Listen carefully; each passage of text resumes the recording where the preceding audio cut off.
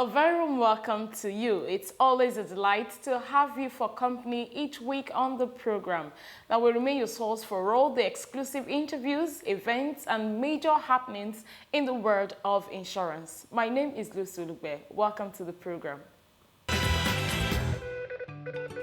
On our lineup this week, first we join Faith and her guest, Dr. Femi Oyetunji, former Group Managing Director, Continental Reinsurance PLC, on the CEO Rendezvous for the concluding part of their exclusive session on emerging risks and the challenge for the insurance industry. Speaking during the interview, Dr. Oyetunji said that you don't need to be an insurer to be a good manager as a CEO of an insurance company. Take a listen. You don't need to be an insurer to be a good manager. And what we do need as a CEO is being a good manager, being a visionary. But of course, you must understand what your product, you must understand your market, you must understand your industry. On this edition also, we will bring you highlights from the investiture ceremony of Lady Margaret Nkechi as the 14th president of the Professional Insurance Ladies Association, PILA. Now, the very colorful investiture was well attended by industry leaders from within and outside the insurance industry at the Oriental Hotel, Victoria Island. Let's check out excerpts from the event.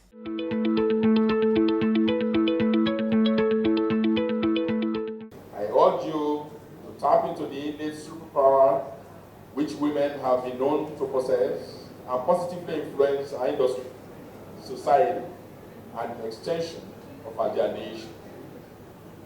As I conclude, I'm highly confident that you and your team will work assiduously to see that women lead by example in deepening insurance penetration, using your influence as mothers, wives, and above all, women professionals, to challenge men that indeed you can do better. Let me assure you of our continued support whenever the need arises and in every possible way to see that you give your very best to the insurance sector. I, Forthright Lady Margaret Nkechi, do solemnly swear as the President of the Professional Insurance Ladies Association as the President of the Professional Insurance Ladies Association to uphold the ideals, goals, vision, mission, and objectives of the association,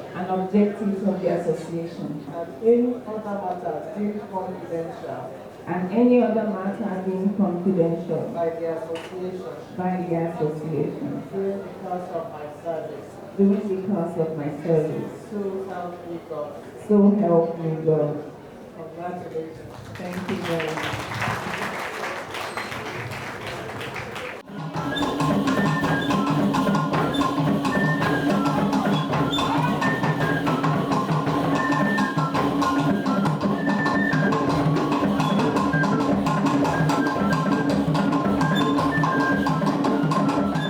Plus all the other extras we bring you each week on the program.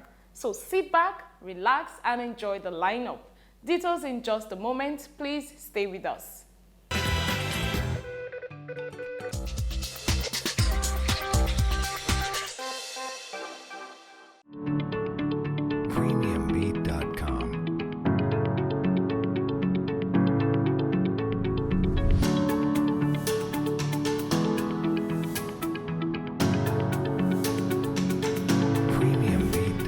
I've always wanted to find out from the likes of you who are experienced, exposed, and all that. You've also, in your stints at Continental, had exposed you to a whole lot. You find in this market not so many companies open themselves up for rating, for global rating, and that is part of the problem that affects them, because you're just known maybe within your locality and those within your industry. You're not known globally. Why is it difficult for companies here to open themselves up for global rating? Some people are happy to be local chiefs. Yeah, I've always, I mean, this is probably the third or fourth time I'll talk about international best practice. You have to be global in thinking. Insurance is not a Nigerian concept. Insurance has been on for centuries. We only just got into it recently. So what those people centuries ago, what did they do that they're still relevant now? And it's when you study those people and their history that you'll know that being a local champion, it's not to your own benefit. Why haven't they subjected themselves to global rating? Because some of them have not been global in their processes, in their risk management, in their corporate governance. So it will be difficult to have a good rating if you don't have certain things in place. And yeah, so people talk about local rating. Yeah, that is fine, but why, if I'm doing 100% growth on my premium on profit, yeah, that sounds good. But if everybody else is doing 1,000%, then I'm not doing well. So you need to be able to look at what's happening around the world and and how you have to plug in. I mentioned earlier today, people still see having laptops as status symbol. Yeah, and I'm talking 2 years ago. So it's not, I'm not talking historic 20 years ago. So I hate to keep going to the level we find ourselves in Nigeria, where we're still dealing with basic things. People are going to the moon, well, people are living on the moon. You're thinking living in the moon. Yeah, people are going to Mars. We're still talking about electricity. And Nigeria will not, the Nigerian industry, insurance industry will not develop if we don't ascribe to global rating, because the global rating doesn't look at your country, it's compare you with the global players. Until we get to the point where we say, okay, let's even start. Let them reject. And that's one of the things that we found in Continental Re. Okay, you rated me B. I think I should be A. Now, tell me why I'm not. And you have the reasons. Then you know what to go for, how to improve your processes, how to improve your governance. So it's not just about getting a rating, it's also about somebody examining you, having access to somebody examining you and comparing you to the rest of the world and saying, do this, do that, then we will consider improving your rating. You've mentioned in the course of this conversation the dearth of actuaries in the Nigerian market. That has been a long conversation among players, and this is 2022, we're still talking about it. Sometimes it does appear that in this market, there's a lot of talk and no action. But speaking seriously, how do you think, or what do you think this industry can do to get maybe more actuaries in the market? Because oftentimes when you engage players from other markets, the role of actuaries cannot be overemphasized. It helps you in better pricing of your risk and all of that, which is lacking here, and that's why insurance growth penetration has remained abysmally low in this market. I just want to confirm. You know, I talk about actually from a selfish point of view because of we're insuring hospitals where we don't have doctors. We're insuring bridges we don't have engineers. So the problem, it's not just about actuaries, but the role of an actuary is it's key in insurance because of the skills that we possess in terms of, as I mentioned earlier, I don't need anybody to tell me what capital I require. But an actuary or a group of actuaries can build a model that will tell you if you want to increase your proportion, your exposure to aviation, you need this additional capital. I don't have that capital, so I'm going to reduce my proportion. So those skills, management skills, management tools are available, which many people don't have. And I believe that maybe it's a question of jealousy, or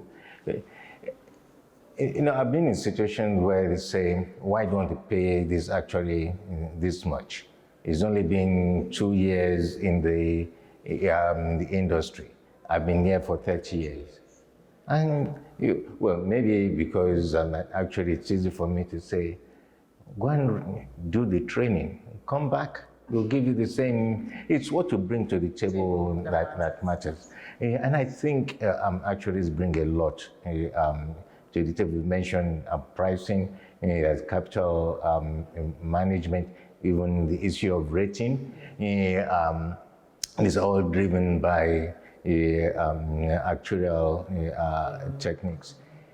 I believe we must look at prudence is we plan for the future, manage for the future. We must be able to take our minds and eyes off today. I mean, you can't keep doing something the same way and expect a different outcome. Yet we can see people, companies across the globe, what they've done and how they've benefited from it. Why won't we do the same thing? Training an actuary takes time. It requires investment. And I'm not sure if you're aware of the Kenyan story. The regulator sponsored over a period of 5 years, 5 good people to universities in the UK for 1 year. They will come back, work for the regulator for 1 year, and then anybody can have them in the market. Now, that 5-year period is giving them as many as 15, 20 qualified actuaries. So until we have that kind of investment, we won't be able to have impact. I also believe that truly 2 things that I'd like to touch on quickly: awareness and training. Not just actuarial, we're talking about actuarial. I think a National Insurance Commission will have to take charge of this. I don't mind if it's a question of you have recovering the money from the industry. It is difficult for me to convince my shareholders as an individual company to spend 200 million on an advert that everybody will benefit from. But if I contribute 2 million, you contribute 5 million, and we'll come together. And I believe that only the Commission can ensure that. Sorry to cut into your thoughts. So we've also had or find in this market in the last 15, 20 years, attempts at an industry-wide based publicity or awareness creation for the insurance industry. And that has also not recorded any success. As we speak, there's another effort at doing the same thing. Is there too many cooks in the somebody has to take charge. It has to be one single point of contact. I strongly believe that has to be NICOM. If I'm running an insurance company, I don't want to spend time, because whether we like it or not, whether we're friends or not, sitting with competition, what will be at the back of my mind is, what percentage of this market, new market that we're creating, am I going to grab?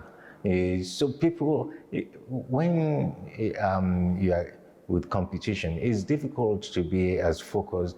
But when NICOM says, I want the insurance penetration to go from 0.6 to 2% in 5 years, what must I do?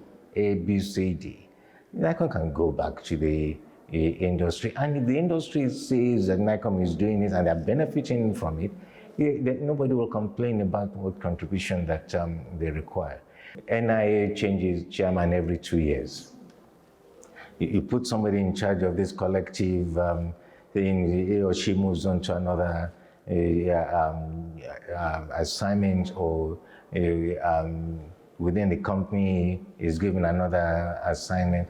He or she doesn't have time for the publicity and awareness creation. We need a single focal point, and I think the constant one is the commission. Okay, finally, Dr. Oyetunji, I just want to put this question to you. In other clients, the banking sector are the cousins of the insurance industry. In Nigeria, it's the reverse. But you find that in the banking sector in Nigeria, not all bank CEOs are professionally trained or trained as bankers. In insurance, there's a law that still says in 2022, for you to be a chief executive officer of an insurance company, you must be an insurance professional. Do you think that law is still valid in the space of business we are in today? I was listening to the conversation about rotational presidency politics. Okay, it was put in there for a short time. But how do we decide when the time is right to remove it and just look for the best? I do agree with you that you don't need to be an insurer to be a good manager. And what we do need as a CEO is being a good manager, being a visionary. But of course, you must understand what your product, you must understand your market, you must understand your industry. Premiumbeat.com.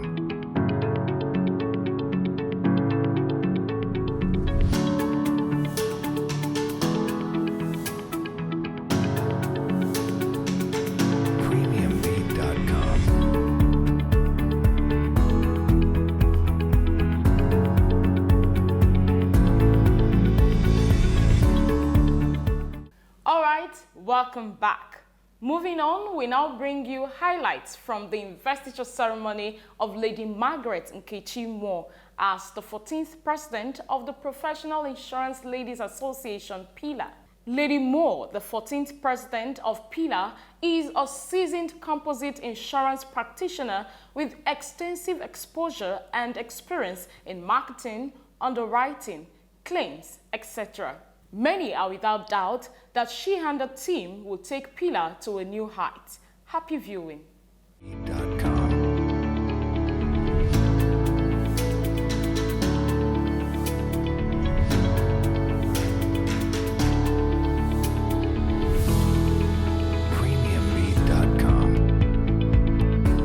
The Professional Insurance Ladies Association, PILA, is the oldest women professional body in Nigeria.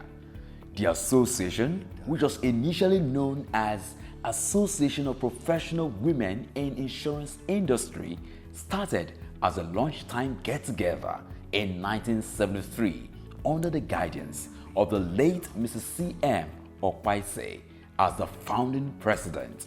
From 1973 till date, PILA has remained true to the vision of its founding mothers.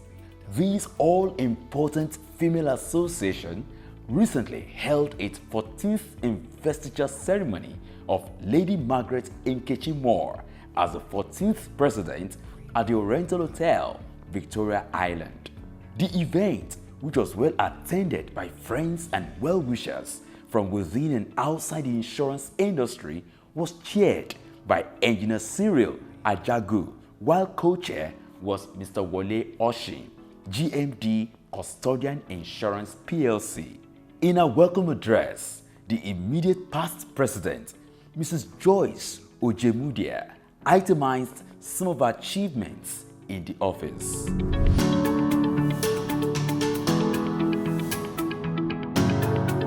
PILA, in its 49 years of existence, has contributed to the upliftment and career development of women in the insurance industry through mentorship. In his brief remarks at the event, the Commissioner for Insurance, Mr. O.S. Thomas, said that PILA has over the years upheld high ethical values, but they must do more in the areas of awareness. PILA has over the years demonstrated that it is an association that is committed to high standard of professionalism and ethical behavior. I commend the leadership and members of PILA for upholding these high ethical values thus far. Let me at this point congratulate the incoming president, Lady Mrs. Margaret Nkechi. I will just pause here. I am supposed to be in Bayelsa now, but the persistence and resilience of the incoming president had to compel me to be here today. You know, I'm starting from the immediate past or the outgoing presidents. The kind of pressure they put, I don't know whether I'm the only one, but I'm sure most of the CEOs will also express it. The kind of pressure they put on us to perform an act, well, I want to believe that it is sustainable, but God will deliver us. Let me at this point congratulate incoming President, Lady Mrs. Margaret Nkechi on taking over the mantle to lead this great association of women professionals in insurance. I have no doubt in my mind that you have been well groomed to step into the big shoes being left behind by your immediate predecessor. With the speeches and goodwill messages taken,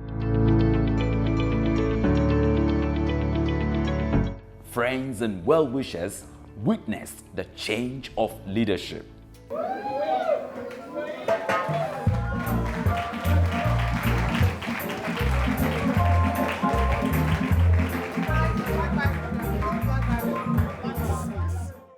The membership of PILA is open to all ladies who host the ACII, ACIIN, FCII, and FCIIN qualifications. Having taken the oath of office with the new executives, the 14th president of PILA, Lady Moore, proceeded to give her acceptance speech. My executive is set to sustain PILA's vision and build on the achievements of our predecessors. By taking PILA to higher grounds, we shall make PILA an enviable name in the Committee of Professional Associations in Nigeria, Africa, and beyond. We therefore adopt a program of action with the theme, Time to Strike. Moving from awareness to action, from knowing what to do to actually doing it. This embodies our vision and commitment to ensuring improvement on all of the existing value propositions of the association. My trust of office. PILA, Nigeria. PILA is basically concentrated in Lagos, with efforts being made to establish chapters in Abuja and Port Harcourt. The new administration will strive to have active PILA chapters in all the 6 geopolitical zones of the Federation, with Lagos remaining the hub. The high points of the investiture ceremony was the launch of the PILA magazines, which was an avenue to raise funds to support some of the projects the 14th president will be undertaking with a team.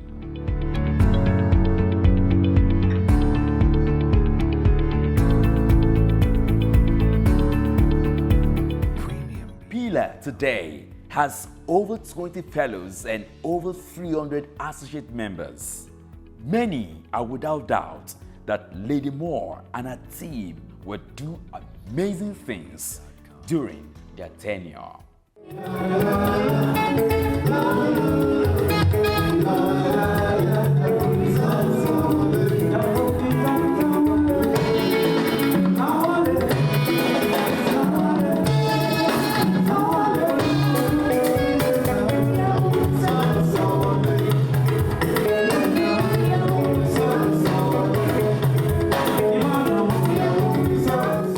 That's our time on the program this week. Many thanks for being a part of it.